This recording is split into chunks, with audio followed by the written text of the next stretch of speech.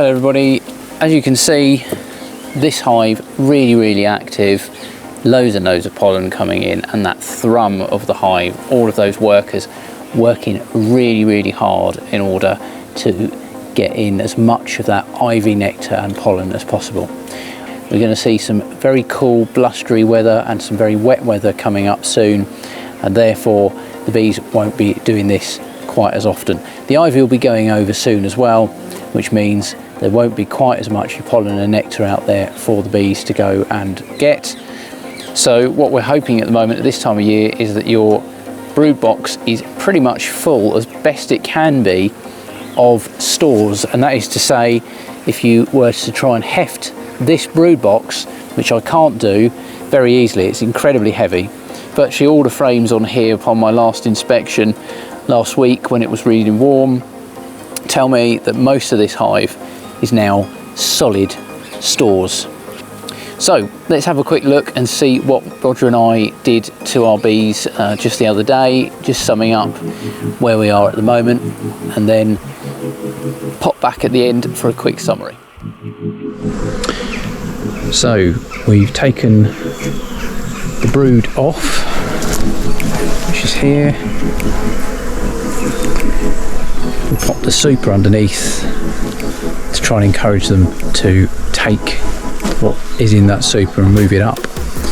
And the other bit of honey that we've got left in the kitchen that we haven't extracted completely, or it's been sitting there for a while, that stuff from earlier in the year, we're going to put that on top of this one.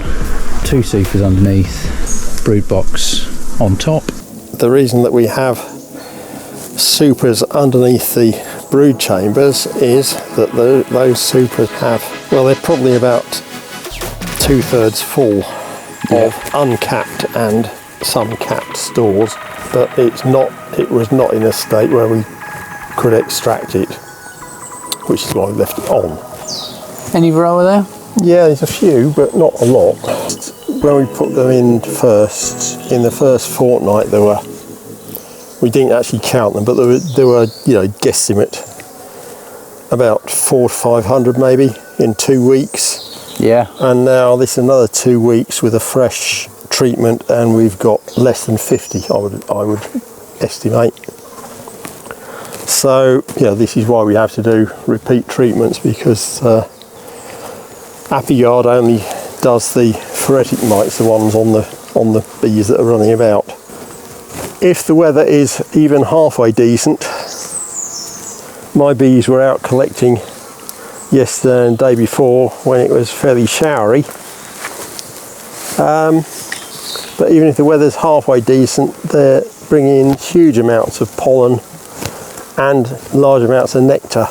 Let's see how they're getting on with there. And there it is, totally empty, completely gone. wow. And that's the second treatment. We only did half a tray at a time in this one because it's only half a colony. Frequently at this time of year I used to get people phoning me up saying they had swarms of bees, and it was invariably a mixture of honey bees, ivy bees and hoverflies on a really well covered, ivy covered bush. So the other 2 hives, have they still got the sachets in, haven't they? Yes.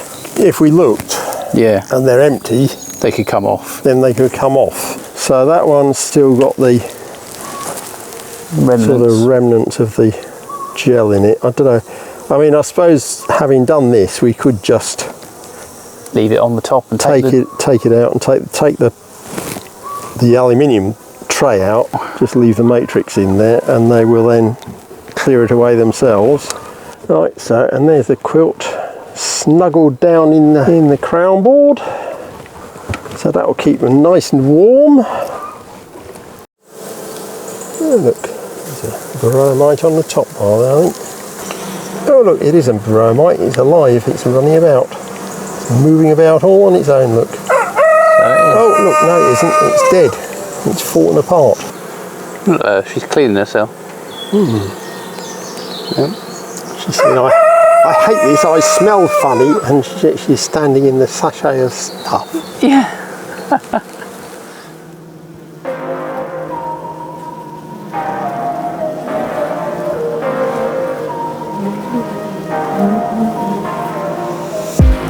So our treatments are pretty much finished. The Apiary guard has got another week to go as of filming today, and then we are done with that. We took those sachets out because very little point in them being in there now.